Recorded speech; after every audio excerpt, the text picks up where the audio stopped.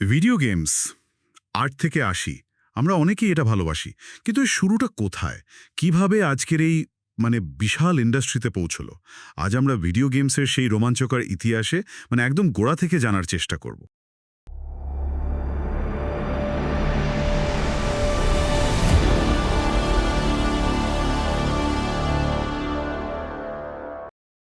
গল্পটা কিন্তু আজকের বা কালকের নয়।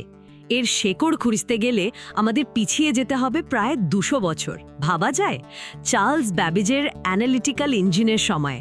বলেন কি, এত পুরনো? হ্যাঁ, যদিও সেটা ঠিক গেম খেলার জন্য তৈরি হয়নি, ওটা তো ছিল গণনার যন্ত্র, কম্পিউটারের আদিপুরুষ আর কি। কিন্তু আইডিয়াটা তো আইডিয়াটা গুরুত্বপূর্ণ। আচ্ছা, কিন্তু প্রথম খেলার যন্ত্র যেটা বিনোদনের জন্য তৈরি, সেটা নিশ্চয়ই অনেক পরে। হ্যাঁ, কিছুটা পরে। তবে প্রথম যেটা তৈরি হয়েছিল নিছক বিনোদনের জন্য, সেটা হলো ১৯৩৯ সালের নিমাট্রন। নিম বলে একটা খেলা খেলতো। নিমাট্রন? ইন্টারেস্টিং। তবে হ্যাঁ, একে ঠিক ভিডিও গেম বলা যাবে না, কারণ তখনই তো ডিজিটাল কম্পিউটার আসেনি। এরপর ১৯৪৮ সালে এলো cathode ray tube amusement device. স্ক্রিনে আলোর বিন্দু দিয়ে মিসাইল ছোড়ার মতো একটা ব্যাপার ছিল। ও আচ্ছা, সিমুলেশনের মতো। হ্যাঁ, অনেকটা তাই।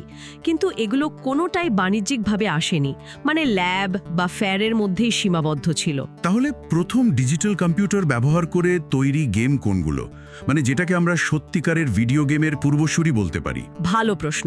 ইতিহাসবিদরা সাধারণত ১৯৫০-এর দশকের দুটো গেমের কথা বলেন। ক্রিস্টোফার স্ট্রেচির ড্রাফটস ১৯৫১ আর স্যান্ডি ডাগলাসের ও এক্সো টিকট্যাকটো ১৯৫২-তে। এগুলোই প্রথম ডিজিটাল কম্পিউটার, মেমোরি আর স্ক্রিন ব্যবহার করেছিল। বাহ, ৫০-এর দশকেই শুরু। হ্যাঁ, আর এর ঠিক পরে ১৯৫৮ সালে উইলিয়াম হিথগেন বোথম বানালেন টেনিস ফর টু। এটা কিন্তু বানানোই হয়েছিল শুধু মজা করার জন্য, প্রথম কম্পিউটার গেম যা নিছক বিনোদনের উদ্দেশ্যে তৈরি। টেনিস ফর টু নামটা চেনা চেনা লাগছে। লাগারই কথা।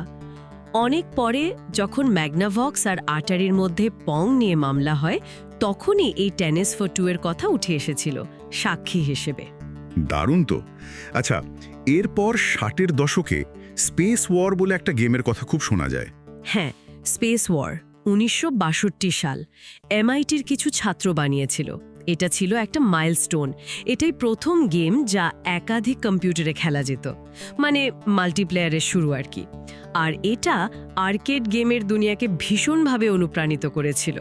তার গেম তখন ল্যাব থেকে বেরিয়ে সাধারণ মানুষের কাছে আসার জন্য তৈরি হচ্ছে। ঠিক ধরেছেন, আস্তে আস্তে সেই পথে এগোচ্ছিল। আর ঘরে বসে গেম খেলার শুরু, হোম কনসোল। সেটার জন্য আমাদের ধন্যবাদ দিতে হবে র্যালফ বেয়ারকে। তাকে হোম ভিডিও গেমের জনক বলা হয়। তার তৈরি একটা প্রোটোটাইপ ছিল, নাম দিয়েছিলেন ব্রাউন বক্স। সেটাই ১৯৭২ সালে ম্যাগনাভক্স ওডিসি নামে বাজারে আসে। এটাই প্রথম হোম ভিডিও গেম কনসোল। ম্যাগনাভক্স ওডিসি? বাহ, কি গেম ছিল তাতে! খুব সিম্পল কয়েকটা গেম ছিল। তার মধ্যে সবচেয়ে বিখ্যাত ছিল পিং পং এর মতো একটা গেম।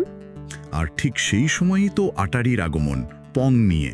একদম একই বছর ১৯৭২ সালেই আটারি নিয়ে এলো পং। প্রথমে আর্কেডে, আর সেটা তো রীতিমতো ঝড় তুলেছিল। এটাই প্রথম বাণিজ্যিকভাবে সফল ভিডিও গেম। পং ছিল সুপারহিট।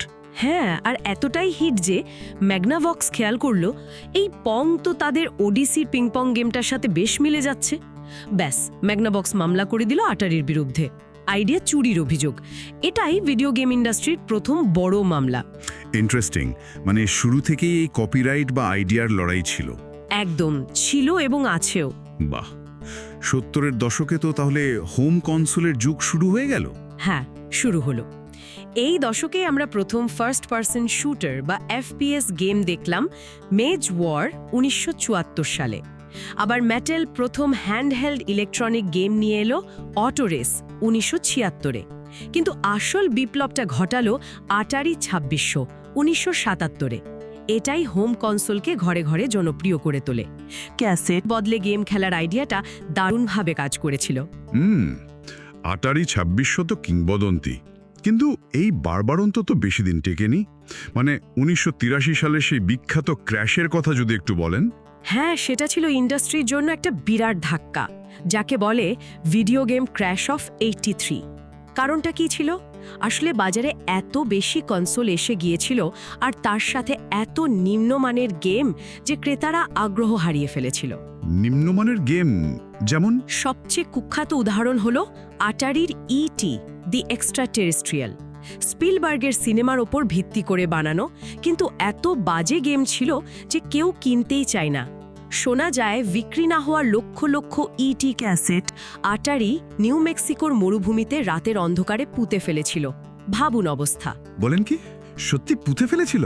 হ্যাঁ, এটা গেমিং মিথ নয়, সত্যি ঘটনা। কয়েক বছর আগে খুঁজেও পাওয়া গেছে সেই ক্যাসেটগুলো। এটা ইন্ডাস্ট্রির জন্য একটা বিরাট শিক্ষা ছিল। মারাত্মক ব্যাপার। তো এই পতন থেকে ইন্ডাস্ট্রিকে বাঁচালো কে? নিনটেন্ডো।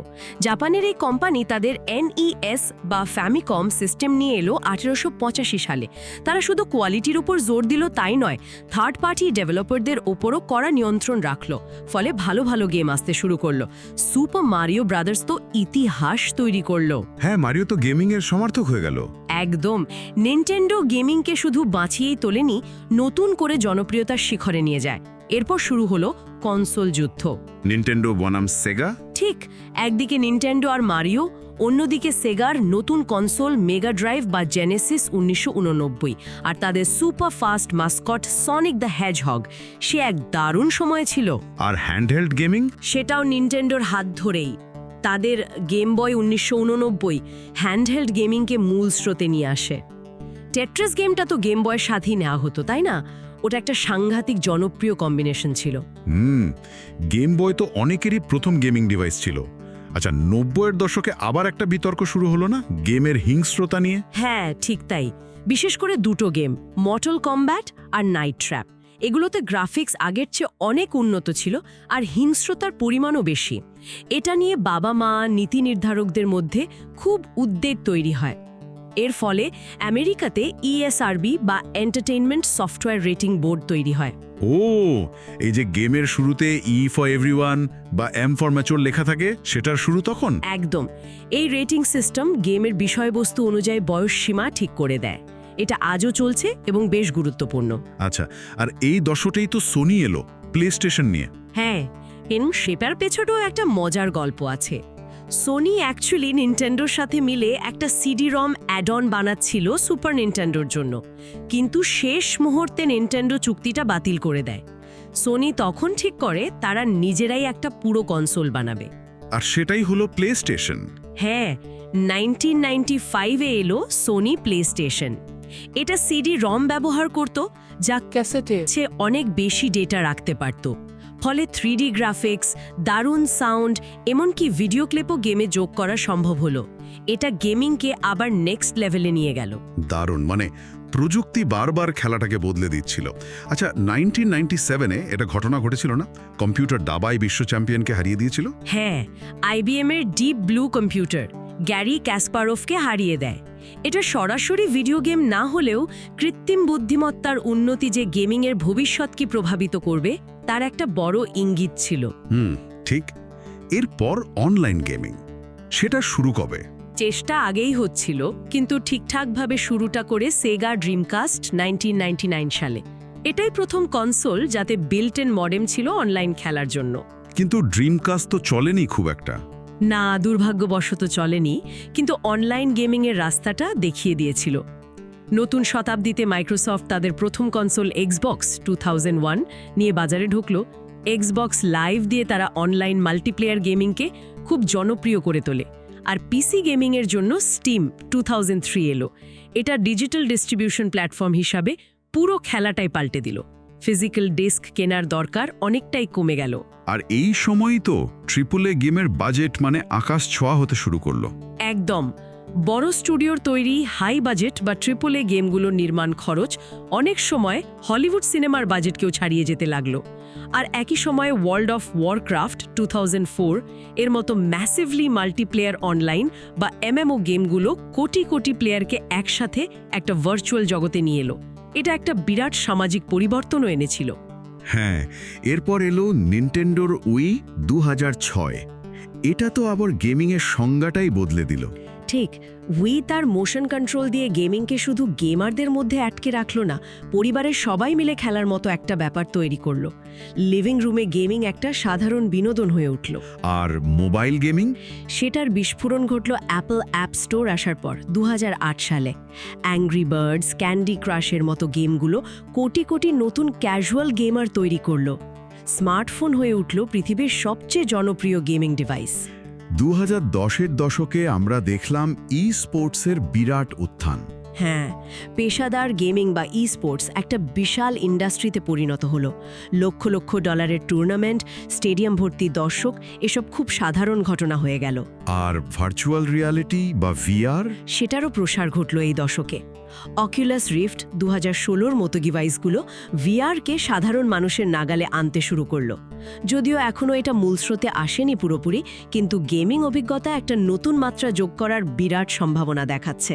সম্প্রতি কোভিড মহামারীও তো একটা বড় প্রভাব ফেলেছে গেমিং ইন্ডাস্ট্রিতে। অবশ্যই, একদিকে লকডাউনের সময় ঘরে বসে থাকার কারণে গেমিংয়ের বিক্রি আর খেলার সময় দুটোই খুব বেড়েছিল, কিন্তু অন্যদিকে প্রোডাকশন আর সাপ্লাই চেনে মারাত্মক সমস্যা তৈরি হয়েছিল।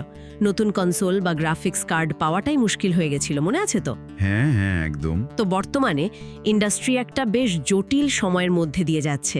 একদিকে কনসোল যুদ্ধ চলছেই, প্লেস্টেশন, এক্সবক্স, নিনটেন্ডো, গ্রাফিক্স উন্নত হচ্ছে, আনরিল ইঞ্জিন 5-এর মতো টুলস আসছে, ক্লাউড গেমিং মানে ইন্টারনেট থেকে সরাসরি গেম স্ট্রিম করে খেলা, সেটার প্রসার ঘটছে। গেমে এআই বা কৃত্রিম বুদ্ধিমত্তার ব্যবহার বাড়ছে। কিন্তু অন্যদিকে বড় বড় কোম্পানিগুলো কর্মী ছাঁটাই করছে। গেম তৈরির খরচ এত বেড়ে গেছে যে ছোট বা মাঝারি স্টুডিওর পক্ষে টিকে থাকা কঠিন হচ্ছে। আবার কোন গেম কোন প্ল্যাটফর্মে শুধু পাওয়া যাবে, মানে প্ল্যাটফর্ম এক্সক্লুসিভিটির ধারণাও আস্তে আস্তে বদলাচ্ছে। সত্যি ভিডিও গেমসের এই যাত্রাটা অবিশ্বাস্য। মানে সাধারণ কয়েকটা ডট নাড়ানো থেকে শুরু করে আজকের এই হাইপার রিয়েলিস্টিক ভার্চুয়াল জগৎ আর ক্লাউড গেমিং, কয়েক দশকেই প্রযুক্তি আর বিনোদনের এই মাধ্যমটা আমূল বদলে গেছে। এবং এই বদল কিন্তু থামেনি। কৃত্রিম বুদ্ধিমত্তা যেভাবে গেমের চরিত্রগুলোকে আরও জীবন্ত, আরও স্মার্ট করে তুলছে, অগমেন্টেড রিয়েলিটি যেভাবে আমাদের বাস্তব জগতের ওপর ডিজিটাল স্তর যোগ করছে, বা মেটাভার্সের যে ধারণা আসছে, ভবিষ্যৎ যে আরও কত রোমাঞ্চকর হতে চলেছে তা এখন শুধু কল্পনাই করা যায়। ভাবনার বিষয় এটাই, তাই না? গেমিংয়ের পরবর্তী বৈপ্লবিক ধাপটা কি হতে পারে?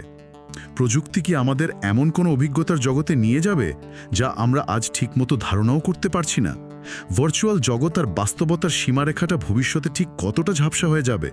এই প্রশ্নগুলো না হয় আমাদের শ্রোতাদের ভাবনার জন্য রেখে যায়। আজকের মতো এখানে শেষ করছি। ধন্যবাদ। ধন্যবাদ।